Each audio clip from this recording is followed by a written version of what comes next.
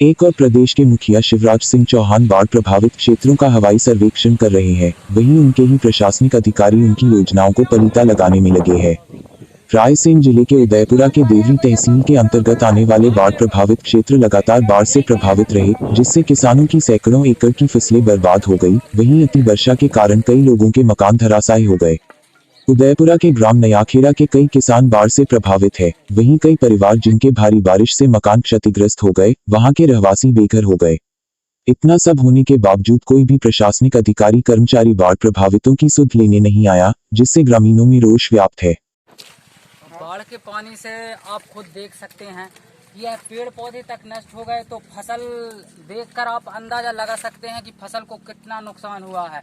कई किसानों की जो पूंजी होती है वह पूंजी पूरी तरीके से नष्ट हो गई। और शर्म की बात है प्रशासन के लिए कि कोई भी अधिकारी अभी इसका जायजा लेने के लिए नहीं आया। ऐसा सिर्फ लोगों का कहना है कि वोटों की खातिर तो सपोर्ट पोस्ट नेता लोग आते हैं, लेकिन इसके लिए अभी तक कोई नहीं आया। तो प्रशासन के लिए एक शर्म की बात है कि किसानों का फसल का बहुत नुकसान हुआ है। कई किसानों के मकान गिरकर नष्ट हो गए। 4 माह का जो राशन पानी रखा रहता था वह नष्ट हो गया। तो कोई भी व्यक्ति अभी तक नहीं आया। तो यह एक सोचनीय बात है कि प्रशासन के अधिकारी क्या कर रहे हैं। नयाखेड़ा के किसान मजबूर सिंह लोधी कहते हैं कि लगभग 2.5 एकड़ में तुवर की फसल लगाई थी, बाढ़ के पानी में डूबने के कारण नष्ट हो गई। मजबूर सिंह लोधी। आपके खेत में कितना खेत है आपका? 2 एकड़ 23 डिसमिल। तो इसमें आपने क्या लगाया था? तुअर थी।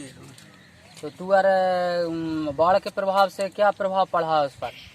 वो तो पूर्ण में डूबी रही 2 दिन, तो वो तो सूखने की स्थिति में। कोई भी अधिकारी इसको देखने के लिए आया, पटवारी वगैरह या तहसीलदार साहब? नहीं, अभी तक तो कोई नहीं आया। पूरे इलाके में लगभग सैकड़ों एकड़ जमीन की फसल नष्ट हो गई है। कहीं पर किसी किसान ने उड़द मूंग बोई थी, कहीं पर किसी किसान ने अरहर की बोनी की थी, कहीं तिली, मक्का से कई फसलें पूरी तरह से नष्ट हो गई हैं।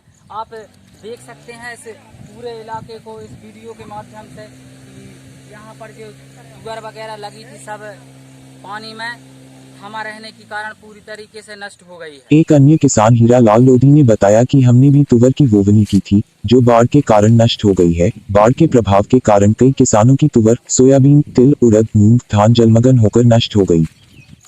आपका क्या नाम है? मेरा नाम हीरा लाल लोधी। आपने अपने खेत में क्या लगाया था? अरहर लगाई थी। अरहर।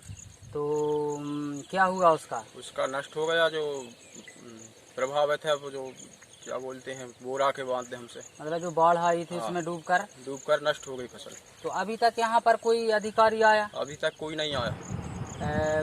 पटवारी साहब या तहसीलदार साहब जायजा लेने के लिए कोई नहीं आया? कोई नहीं आया। क्या नाम? देवेंद्र कुमार रघुवंशी।